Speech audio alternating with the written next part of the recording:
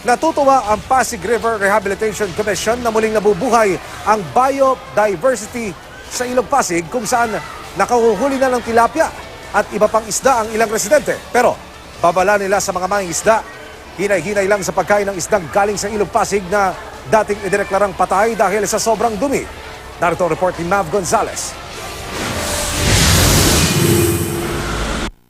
Noong nakaraang linggo, nag-viral ang isang residenteng nakahuli ng mga tilapia sa bahaging ito ng Ilog Pasig. Kaya kahapon, tabi-tabi ang mga nangingisda sa ilog. Ang kanilang huli, mga tilapia at kanduli. Sasangguni kami, kumbaga, sa mga partner agencies tulad ng DNR, ng Bureau of Fisheries and Aquatic Resources to check kung talaga nga bang safe ng kainin ito. Kami naman sa PRRC natutuwa sa senyales na ito na bumalik na muli talaga ang buhay sa Ilog Pasig. No? Kaya ang mga nahuhuling isda ay talagang nagsisignify na nag-improve na yung water quality. Ayon sa Pasig River Rehabilitation Commission o PRRC, bumaba ang fecal coliform sa ilog mula 1.2 trillion noong 2009 sa 82 million noong 2018. Nakatulong daw ang pagganda ng water quality kaya nabuhay muli ang biodiversity sa Ilog Pasig, kabilang mga isda, halaman at ibon. Kwento ng mga residente, noong 60s at 70s pa sila nangingisda sa Pasig River at talagang kinakain nila ang mga nahuhuli nila. Wala naman nangyayari sa amin. Healthy naman. Dati mas malinaw yan. Hindi katulad ngayon na medyo malabo na. Noong 1977, medyo malinaw pa dyan. Marami pa rin talagang isdang maganda. Yung ayungin, biya, at saka yung talangka, hipon, mas marami. Pero noong 1990s, nangitim daw ang tubig at nangamatay ang mga isda sa Pasig River.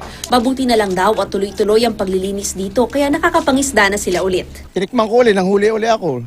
Ito ng 20 na. Yung ayos na, bumalik ulit yung dati nung ano. Kasi naglasang langis eh.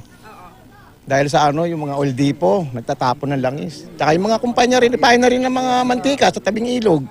Bilang patunay, nag-ihaw pa ng nahuling tilapia ang mga taga rito, pati mga bata nakikain. Lahat ng isda talaga, lahat ng tilapia. Pagkain to. Siyempre.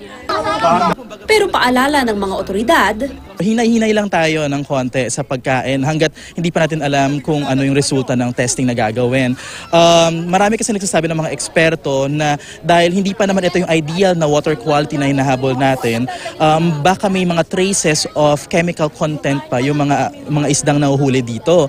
So maaaring hindi man ito makaapekto sa agad pagkakain natin, pero in the near future, pagka medyo naipon na yung mga chemical sa katawan natin, baka dun magkaroon ng adverse effects sa health natin. gayunman masaya raw sila na ang dating idineklarang biologically dead na Pasig River pinagkukumpulan na ulit ng mga isda at mga taong namamasyal. Mav Gonzalez, GMA News.